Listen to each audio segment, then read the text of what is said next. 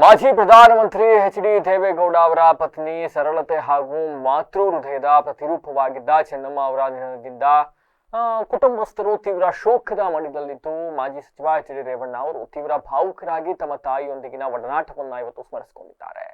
ತಾಯಿ ಚೆನ್ನಮ್ಮ ಅವರ ನಿಧನದ ಬಳಿಕ ಮೊದಲ ಬಾರಿಗೆ ಹಾಸನದಲ್ಲಿ ಸುದ್ದಿಗೋಷ್ಠಿ ನಡೆಸಿ ಮಾತನಾಡಿದ ಮಾಜಿ ಸಚಿವ ಎಚ್.ಡಿ. ರೇವಣ್ಣ ತಾಯಿಯೊಂದಿಗಿನ ಒಡನಾಟ ಹಾಗೂ ಅವರ ಸರಳತೆಯ ದಿನಗಳನ್ನು ಸ್ಮರಿಸಿ ಕಣ್ಣೀರಿಟ್ಟಿದ್ದಾರೆ. ಮಾಜಿ ಪ್ರಧಾನಿ ಎಚ್.ಡಿ. ದೇವೇಗೌಡರ ಏಳಿಗೆಯಲ್ಲಿ ಧರ್ಮಪತ್ನಿ ಚೆನ್ನಮ್ಮ ಅವರ ಪಾತ್ರ ಅತ್ಯಂತ ಪ್ರಮುಖವಾಗಿದೆ ಅಂತ ಬಣ್ಣಿಸಿದ ಅವರು ಕಷ್ಟದಲ್ಲಿದ್ದವರಿಗೆ ಸಹಾಯ ಮಾಡುವುದು, ಮನೆಗೆ ಬಂದವರಿಗೆ ಊಟ ಹಾಕುವುದು, ಬಡ ವಿದ್ಯಾರ್ಥಿಗಳ ವಿದ್ಯಾಭ್ಯಾಸಕ್ಕೆ ನೆರವು ನೀಡುವುದು ಹಾಗೂ ಉದ್ಯೋಗ ಕೊಡಿಸ್ತಕ್ಕಂಥದ್ದು ಅವರ ಜೀವನದ ಮುಖ್ಯ ಧ್ಯೇಯವಾಗಿತ್ತು ಅಂತ ತಿಳಿಸಿದರು. ನಮ್ಮ ತಂದೆ ಇಷ್ಟು ಎತ್ತರಕ್ಕೆ ಬೆಳೆಯೋದಕ್ಕೆ ತಾಯಿಯ ತ್ಯಾಗವೇ ಕಾರಣ. ಪಡುಲಿಪ್ಪೆಯಲ್ಲಿ ಜಮೀನು ಖರೀದಿಸಲು ಅವರು ತಮ್ಮ ಒಡವೆಯನ್ನೇ ಅಡ ಇಟ್ಟಿದ್ರು. ಜೀವಮಾನದಲ್ಲಿ ಒಂದು ಸ್ವಂತ ಮನೆ ಕಟ್ಟಿಸಿಕೊಳ್ಳಲಿಲ್ಲ, ಕಾರು ಖರೀದಿಸಲಿಲ್ಲ, ಆದರೆ ಸಾವಿರಾರು ಜನರ ಪ್ರೀತಿಯನ್ನು ಸಂಪಾದಿಸಿದರು. ನಿತ್ಯ ದೇವರ ಪೂಜೆ ಮಾಡ್ತಾ ಇದ್ದ ಅವರು ತಂದೆ ಹೂವು ಮಡಿಸಿ ಕುಂಕುಮ ಇಟ್ಟ ಕೆಲವೇ ಕ್ಷಣಗಳಲ್ಲಿ ಕೊನೆಯುಸಿರೆಳೆದು ಬಿಟ್ರು. ಇಂತಹ ಸಾವು ಯಾರಿಗೂ ಸಿಗೋದಿಲ್ಲ ಅಂತ ಹೇಳಿದ್ರು. ಇದೇ ವೇಳೆ 2001ರಲ್ಲಿ ನಡೆದ ಆಸಿಡ್ ದಾಳಿ ಪ್ರಕರಣವನ್ನ ಉಲ್ಲೇಖಿಸಿ ಮಾತನಾಡಿ, ಅಂದು ನನ್ನನ್ನ ಗುರಿಯಾಗಿಸಿ ಸಂಚು ರೂಪಿಸಲಾಗಿತ್ತು. ತಾವು ಮನೆಯಲ್ಲಿದ್ದ ಕಾರಣ ಆ ಆಸಿಡ್ ದಾಳಿ ತಾಯಿಯ ಮೇಲೆ ನಡೆಯಿತು ಅಂತ ಭಾವುಕರಾದರು. ಈ ಕಷ್ಟದ ಸಮಯದಲ್ಲಿ ಸಾಂತ್ವನ ಹೇಳಿದ ಮುಖ್ಯಮಂತ್ರಿಗಳು, ಕೇಂದ್ರ ಸಚಿವರು, ಶಾಸಕರು, ಸಚಿವರು, ಜಿಲ್ಲಾಡಳಿತ, ಪೊಲೀಸ್ ಇಲಾಖೆ, ಮಾಧ್ಯಮದವರು ಹಾಗೂ ಜಿಲ್ಲೆಯ ಸಮಸ್ತ ಜನತೆಗೆ ಕೃತಜ್ಞತೆಯನ್ನು ಸಲ್ಲಿಸಿದ್ದು, ಬರುವ ಜುಲೈ 30ರಂದು ತಾಯಿ ಚೆನ್ನಮ್ಮ ಅವರ ಆರಾಧನಾ ಮಹೋತ್ಸವ ನಡೆಯಲಿದ್ದು ಪಕ್ಷ ಭೇದ ಮರೆತು ರಾಜ್ಯದ ಜನತೆ ಹಾಗೂ ಅಭಿಮಾನಿಗಳು ಹೆಚ್ಚಿನ ಸಂಖ್ಯೆಯಲ್ಲಿ ಭಾಗವಹಿಸುವಂತೆ ಮನವಿಯನ್ನು ಮಾಡಿದರು. ಲಕ್ಷಾಂತರ ಜನ ಒಂದು ನಮ್ಮ ತಾಯಿಗೆ ಏನು ಅವರ ಆತ್ಮಕ್ಕೆ ಶಾಂತಿ ಸಿಗಲಿ ಅಂತ ಮಾಡಿದರೆ ಅದಕ್ಕೆ ನಾನು ಜೀವನದಲ್ಲಿ ಎಂದೂ ಮರೆಯುವಂಥ ದಿನ ಅಲ್ಲ ಅದು. ಕಳೆದ 3 ದಿವಸದಿಂದ ನೀವು ಮಾಧ್ಯಮದವರು ನಮ್ಮ ಪೂಜೆಗೆ ಮೊನ್ನೆ ಆಯಿತು, ನೆನ್ನೆ ಪೂಜೆ, ಮೊನ್ನೆ ಇತ್ತು ಪೂಜೆ, ಮೊನ್ನೆಯಿಂದ ವಿಷ್ಣು ಶಾಸ್ತ್ರ ಮತ್ತು ಈಶ್ವರನ ಇದಕ್ಕೆರಡು ಶುರು ಮಾಡಿದ್ದಾರೆ. ಆಮೇಲೆ ಮೊನ್ನೆನೂ ಒಂದು 250 ಜನಕ್ಕೆ ಊಟ, ನೆನ್ನೆನೂ ಒಂದು 2000 ಜನಕ್ಕೆ, 2ರಿಂದ 3000 ಜನಕ್ಕೆ. ಇವತ್ತು ಪ್ರತಿನಿತ್ಯ ವಿಷ್ಣು ಶಾಸ್ತ್ರ ಮತ್ತು ಬಂದವ್ರಿಗೆ ಒಂಚೂರು ಉಪ್ಪಿಟ್ಟು ಕಾಫಿನೂ ಏನೋ ಕೊಡೋದು ಅಂತ ಹೇಳಿದ್ದಾರೆ.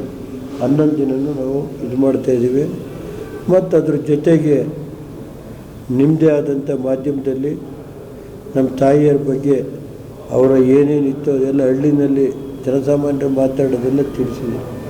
ಅದಕ್ಕೆ ನಾನು ಪ್ರಿಂಟ್ ಮೀಡಿಯಾ, ಎಲೆಕ್ಟ್ರಾನಿಕ್ ಮೀಡಿಯಾದಕ್ಕೆ ರಾಜ್ಯ ಮಟ್ಟದಿಂದ ಜಿಲ್ಲಾ ಮಟ್ಟ ಎಲ್ಲ ನಾವು ಜೀವನದಲ್ಲಿ ಮರೆಯಲ್ಲ.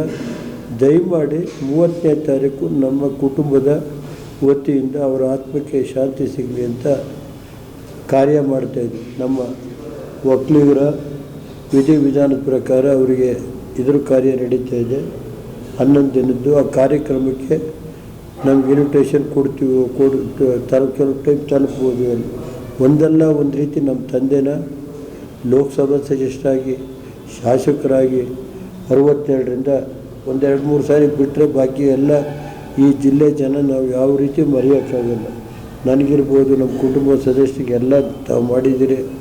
ಅದಕ್ಕೆ ತಾವೆಲ್ಲ ಬರಬೇಕು. ರಾಜ್ಯದ ಜನತೆ, ರಾಮನಗರ ಇರ್ಬೋದು, ಮಂಡ್ಯ ಜಿಲ್ಲೆ ಇರ್ಬೋದು, ತುಮಕೂರು ಜಿಲ್ಲೆ ಇರ್ಬೋದು, ಮೈಸೂರು ಜಿಲ್ಲೆ, ಪ್ರತಿ ಎಲ್ಲ ಇದಕ್ಕೂ ಹೇಳ್ತೀವಿ.